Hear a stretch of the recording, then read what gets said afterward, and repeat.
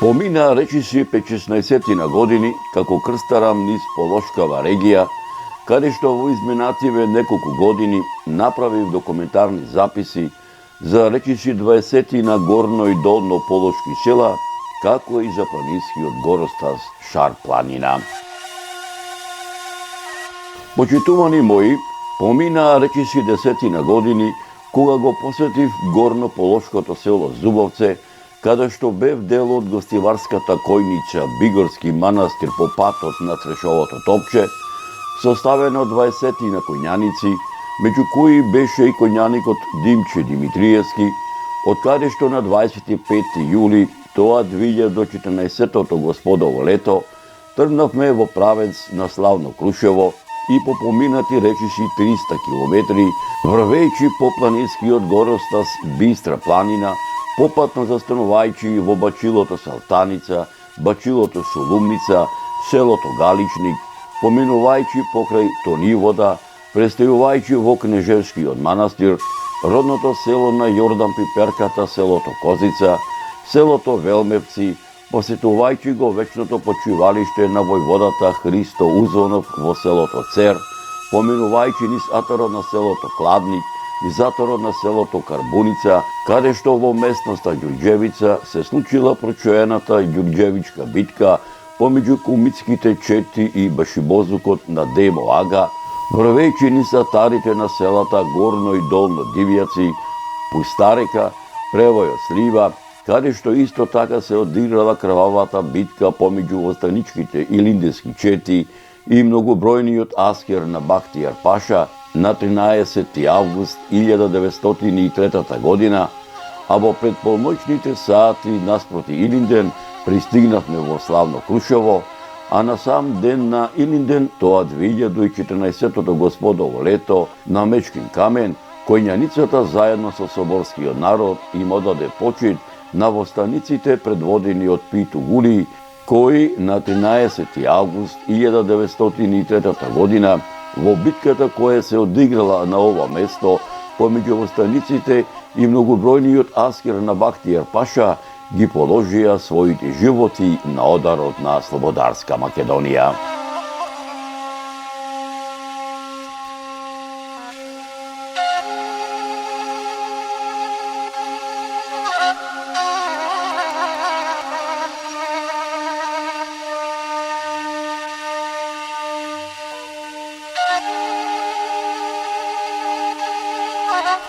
Почитувани мои, народски кажано Господ милуваше на сам ден на Петровден, ова 2024 господово лето, да престојувам во Богомилското село Папрадиште и за него да направам репортажа, кога ми задзвони мојот телефон, кога слушнав еден непознат глас кој ми велеше: "Добро утро, Зоране." "Како си ми, Зоране?"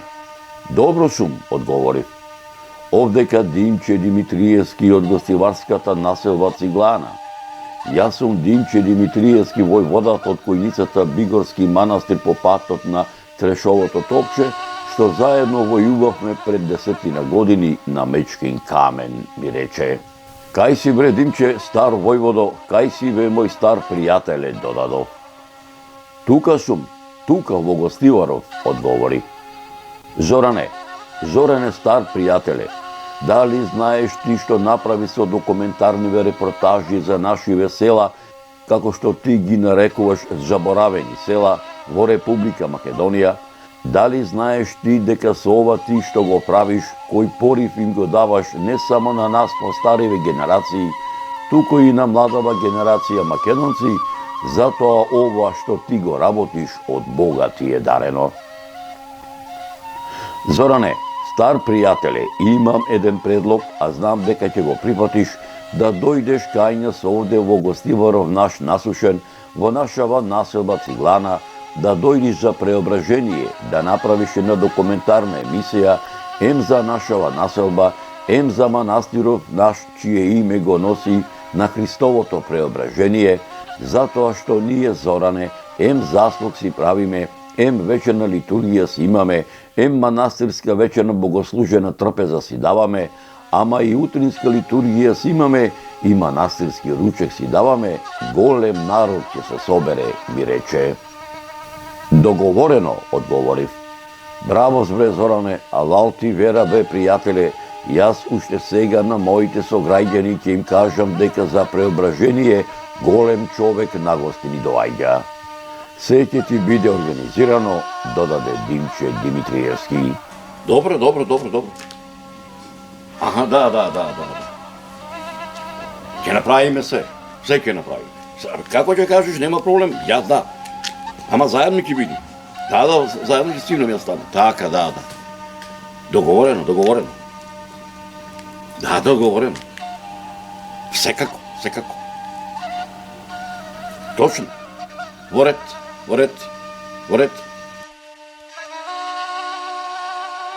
И навистина така и бидна. За гостиварската населба Циглана, како по стар обичај, идишам со мојот стар пријател и сопатник, со мојот джип, со камазот, ден пред празникот Господово преображение, во раните утрински сати, најсетне по автопатската делница Скопје-Тетово Гостивар, свртувајќи десно кај последната патарина, движејќи се паралелно со железничката линија Гостивар-Кичево, ориентирајќи се по големиот оджак од некогашната фабрика за тури, во првите предпладневни сати пристигнав во гостиварската населба Циглана, каде што ме пречека Димче Димитриевски заедно со неговите сограѓани. Почитувани мои, Бога ми мерак ми беше што ете Господ и мене ме донесе во гостиварската населба Циглана, мештаните од оваа населба да ми ги раскажат многуте приказни за досегашното незино битисување, а воедно да ми ја раскажат сторијата за нивниот манастир, чие име го носи на Господовото преображение, а воедно да присуствувам како на заслогот, вечерната литургија, манастирската вечерна богослужена трпеза, ама и на утринската литургија и манастирскиот ручек, заедно со соборниот народ, сето тоа преточено во документарен запис, со надеж дека меѓу помладите по раѓање или по потекло од оваа населба, особено меѓу оние поупатените во властите на историјата и антропогеографијата, ќе се изнајдат и љубопитници и ентузијасти кои за голем број прашања изнесени, делумно фатени или недопрени овде, ќе вложат и љубов и труд и знаење за да ги доистражат и изнесат на виделина, спасувајќи ги од неправедната прав на заборавот.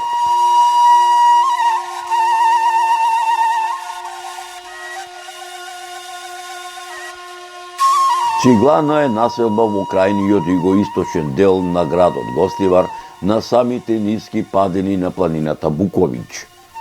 На запад се граничи со населбата Фазанерија, на север со населбата Бањешница, додека на исток и североисток границата се протека паралелно со железничката линија Гостивар-Кичево и регионалниот пат Р-2231. Создадена е во времето на индустриализацијата на Гостивар, поточно со изградбата на големата фабрика за тули, меѓу гостиварчани попозната како Циглана. Населението е македонско со потекло од поречието и Демихисарската регија.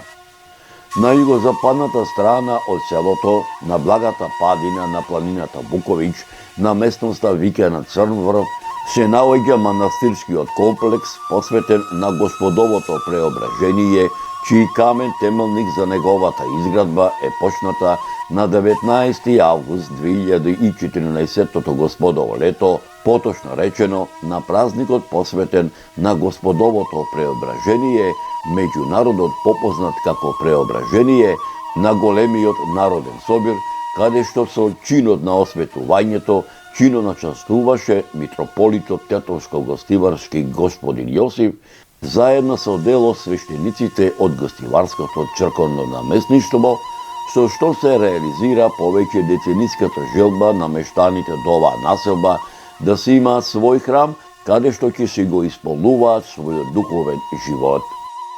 Новиот манастир е изграден на парцела во собственост на Крсте Спасеновски од гостиварското село Беловиште, која ја отстапи на Македонската православна црква Охридска архиепископија. Манастирската црква Господово преображение по својата архитектура представува типичен примерок на византиски стил на градба.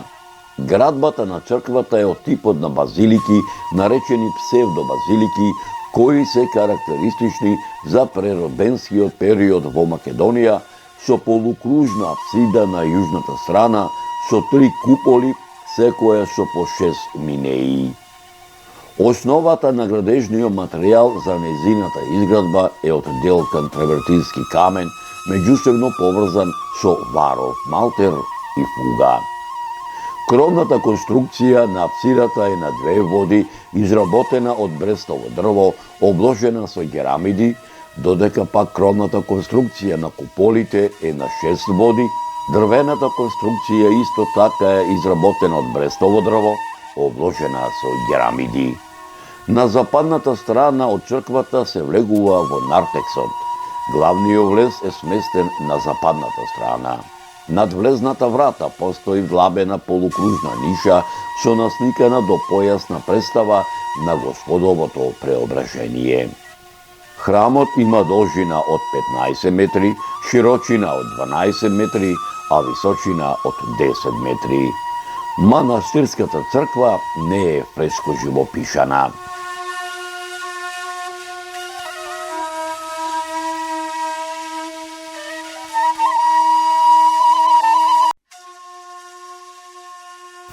Почитувани мој, пред да го проследите аудиовизуелниот запис од утринската архиерејска литургија, со која чиноначествуваше митрополитот Тетовско-гостиварски господин Јосиф, заедно со дел од свештениците на Гостиварското црковно наместништво и соборскиот народ, предлагам да ве запознаам со историографските сознанија, посебно за духовниот живот на македонскиот народ во изминативе многолетија, на еден од најпознатите не само во македонскиве, туку и балканскиве простори во современава наша насущна денешница, антрополог, географ и историчар, а воедно и дел од менаџерскиот тим на продукцијата Маријово филм, професорот Драгослав Миновски, чиј поголем дел од ова досегашно негово географско, антрополошко, историографско и истражување за духовниот живот на македонскиот народ ќе ви пренесам во оваа репортажа. Најважните аспекти на православниот христијански живот се постот, молитвата, исповетта, литургијата и причестувањето. И постот и молитвата имаат за цел да му помогнат на човекот полесно да ги надмине сите тешкотии што му предстојат и да го заслужи Царството Небесно. Значајна карактеристика на црквата се светителите кои со своите животи и дела многу придонесле за благосостојбата на црквата. Уште тука на земјата, усовршувајќи се во христијанските доблести, тие се зближија со Бога и го заслужија вечниот живот и Царството Небесно. Многумина од овие светци правеле чуда за време на својот живот, ги лекувале тешко болните и многумина ги утешиле и ги воделе на вистинскиот пат. Некои и по смртта правеле чуда преку своите нераспадливи мошти. Чудата на светителите се една од многуте потврди за вистината на православието. Најважната улога на православните цркви е да служат како место каде што верниците ги пренесуваат своите молитви на Бога, а најважниот дел од црковниот живот е светата литургија, тоест богослужба, која се служи во недела и други празници во храмовите. Покрај литургијата има и утрински и вечерни молитви, часови и бденија, кои имаат и едукативен карактер. Литургијата ја служи свештеник со присутните верници, а со помош на химнал, кој не е потребен доколку народот знае да одговори на литургијата. Собрани на овој начин за заедничка молитва и благодарност кон Господа, свештеникот и верниот народ, засенчани од мистичното дејство на Светиот Дух, ја представуваат вистинската Христова црква. Божичните и великденските литургии, како и сите други празници поврзани со животот на Исус Христос, имаат најголемо значење во животот на православните. Посебно значајна е богослужбата во Велика Сабота, кај неговиот свет гроб во Ерусалим, при која чудесно се појавува милостивиот оган, кој го представува видливото појавување на Светиот Дух и потврдата на воскресението на Исус Христос. По призивот на Светиот Дух, Ерусалимскиот патријарх го прима огнот на својата свеќа и им го предава на присутните. Верниците тврдат дека пожарот не предизвикува изгореници при допир, ниту пак чувство на висока температура. По призивот на Светиот Дух, Ерусалимскиот патријарх го прима огнот на својата свеќа и им го предава на присутните. Верниците тврдат дека пламенот не предизвикува изгореници при допир, ниту пак чувство на висока температура. Најважното дело на кое се заснова литургијата е Библијата, која ги вклучува Стариот и Новиот Завет, како и Светото предание. Новиот Завет, кој го представува животот и учењето на Господ Исус Христос, е особено важен за православието. Православието се изразува преку конгрегационализмот, тоест преку искуството на собирање на црквата, бидејќи таа е вистинска заедница во Светиот Дух. Се заснова на почит кон Господ Исус Христос и неговите учења, Богородица и светите отци. Светите отци за православието представуваат само помошници и воопшто помагачи во комуникацијата на човекот со Бога, а иконите во православието представуваат место на благодатно присуство, прозорци кон небото. Почитувањето на светите икони не се заснова само на самата содржина, туку и на вербата во благодатното присуство на таа содржина. Богослужението во православието е многу обемно и сложено, а се карактеризира првенствено со три основни карактеристики. Во православието, богослужение со највисоко христијанско вдахновение, најскапоценото наследство на антиката е комбинирано со духовната визија за убавината на овој свет. Православието се карактеризира со религиозен реализам. Православната литургија го содржи споменот на сите црковни настани.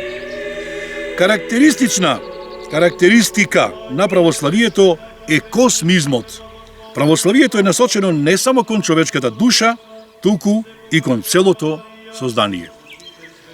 Дополнително, православието следи мистично искуство кое предпоставува излегување од себе и духовен контакт со божествениот свет, особено во светата тајна Евхаристија, која е врв на православната религиозност. Конечно, православието не познава морал кој би можел да се одвои и третира како посебна филозофска област. Православието го извлекува моралот од догматиката, така што моралот е практична примена на догмата, тоест начин да се спаси човечката душа.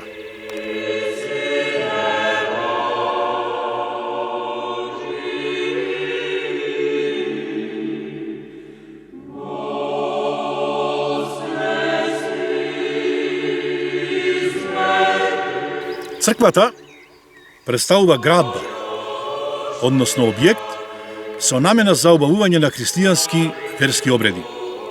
Црквата се состои од три дела. Припрата, односно нартекс, каде се палат свеќи, наос, средиштен дел и олтар. Во внатрешноста на црквата се наоѓаат икони и фрески на кои се насликани светци. Потребата од црквите произлегла од редовните средби на христијаните на почетокот во приватни куќи, а подосна, како што се зголемувала заедницата, се јавила потреба за поголем простор, наменет за богослужба. Голем замав градењето на цркви земало за време на царот Константин I. Првите христијани биле жители на Палестина и нивните богослужби се одвивале во приватните куќи и во синагогите. По првата еврејска војна почнало да се престанува со богослужење во синагогите. Во сирискиот град Дура Европос, на западниот брег на Еуфрат, на римската граница, при обсадата на градот од страна на партите во 257 година, уништен е градот, но била сочувана црква и синагога кои биле украсени со фрески.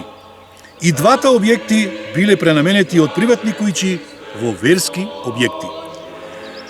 Со Миланскиот едикт и поддршката која ја давал царот Константин I, дошло до голем градителски замав на градење цркви. Црковната архитектура од тоа време била пример како треба да изгледа една црква во наредните векови. Тука спаѓаат Базиликата Свети Петар и Базиликата Свети Павле.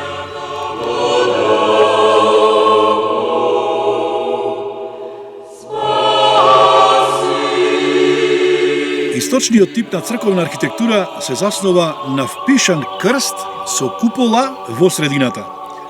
Својот почеток го има во изградбата на храмот Аја Софија во Цариград. Овој тип на црковна архитектура има влијание се до денешен ден во источните цркви. Христијанските храмови се поставуваат во правец исток-запад. На источната страна од храмот се наоѓа олтарот. Се смета дека олтарот е најсветиот дел на црквата. Во олтарот се наоѓаат трпеза, односно престол, проскомидија и џаконик.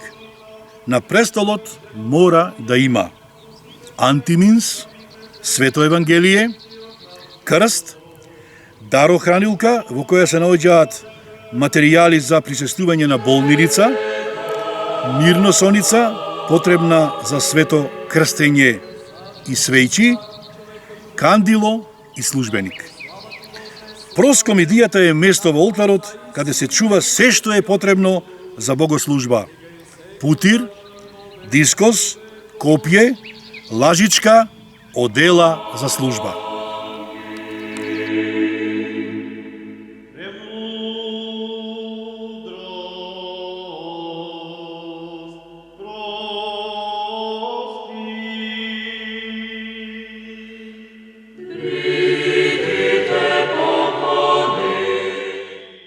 Почитувани мои, пред да го проследите аудиовизуелниот запис од утринската архиерејска литургија, со која чино начествуваше митрополитот Тетовско-Гостиварски господин Јосип, заедно со дел од свештениците на Гостиварското црковно наместништво и соборскиот народ, предлагам да ве запознаам со моите историографски сознанија, посебно за духовниот живот на македонскиот народ во изминативе многолетија, посебно за Господовото преображение во продолжение на оваа репортажа. Преображение Христово или Преображение Господово е христијански празник кој се слави секоја година на 19 август по нов стил, а на 6 август според стариот стил. На овој ден се прославува преображението на Христос на планината Тавор, кога Господ се појавил во сета негова слава пред апостолите Петар, Јаков и Јован. За овој настан говорат 3 од 4 евангелија напишани од Матеј, Марко и Лука, каде што е забележано: и заблескало лицето негово како сонце, а облеката му побелела како снег, а покрај него се појавиле пророците Мојсеј и Илија. Потоа сјаен облак ги опфатил Господ и учениците и дошол глас од небото: овој е мојот возлюбен син, него послушајте го. Преображение Господово е еден од оние 8 големи Христови празници, кога во зора почнуваат да се преобразуваат и гората, и каменот, и водата, најавувајќи ја есента. На преображение и небото во глува доба 3 пати се преобразува. На преображение за прв пат се бере грозје и се носи во црквата, каде што свештеникот по молитвата го благословува. На преображение во црквата се дава напора грозје. Тоа не е напора во вистинска смисла на зборот, туку само благодарност кон Господа за плодовите. Како што веќе споменавме, овој празник се случил непосредно пред страдањата Христови, односно пред точно 40 дена, што значи би требало тој да се празнува во месец март, според празнувањето на Воскресението. Но тоа време се сопаѓа со периодот на Светата Четириесетница и бидејќи не може да се празнува во периодот на Великиот пост, затоа овој празник е пренесен на 19 август. Датумот не е случаен, бидејќи е 40 дена пред празникот Воздвижение на честниот и живототворен крст, кој наликува на Вели петок, а меѓу народот попознат како Крстовден. Празникот Преображение започнал да се слави во источниот дел на Византиската империја во периодот помеѓу 6 и 8 век. Веќе во 8 век тој е раширен низ сиот христијански исток, а додека на запад, иако почнал да се празнува малку порано, својот конечен облик го добил дури во 15 век. Почитувани мои, предлагам да го проследите аудиовизуелниот запис од утринската архиерейска литургија со која чино начествуваше митрополитот Тетовско-гостиварски господин Јосиф, заедно со дел од свештениците на гостиварското црковно наместништво и соборскиот народ во продолжение на оваа репортажа. Сина и Светиот Дух, сега и секогаш и во вечни векови.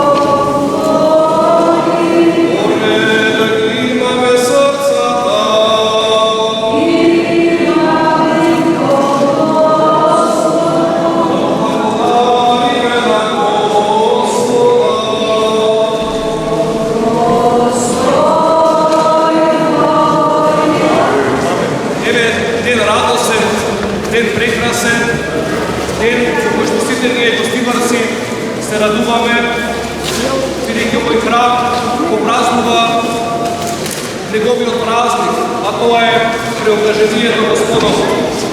И навистина, денеска сите патишта водат одека кон Циглана, кон оваа висоравнина, која што посетува токму на гората Таволска, на место каде што и самиот Христос се преобрази пред своите сакани ученици Петар, Јаков и Јован.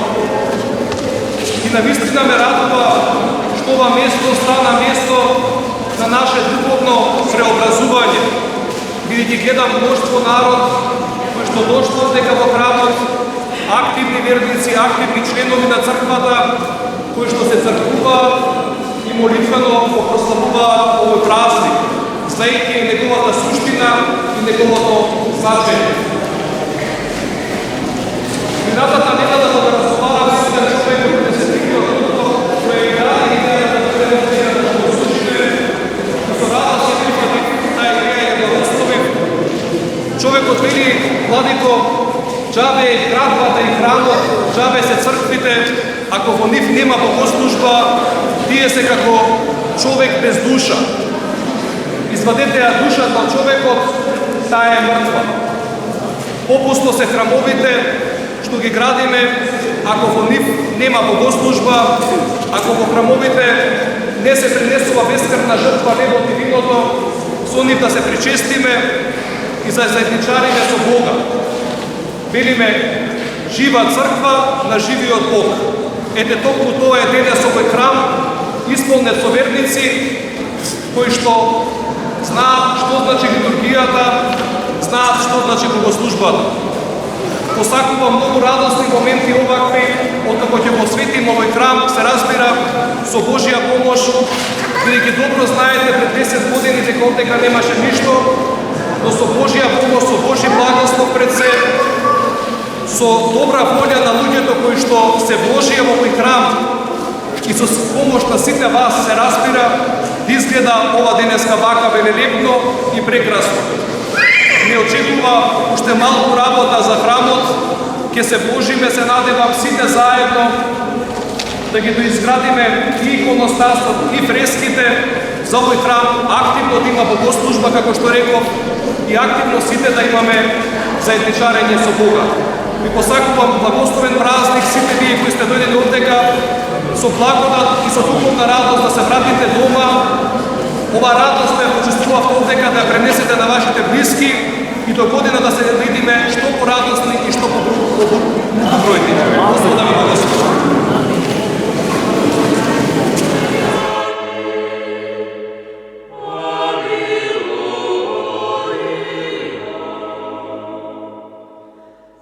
Oh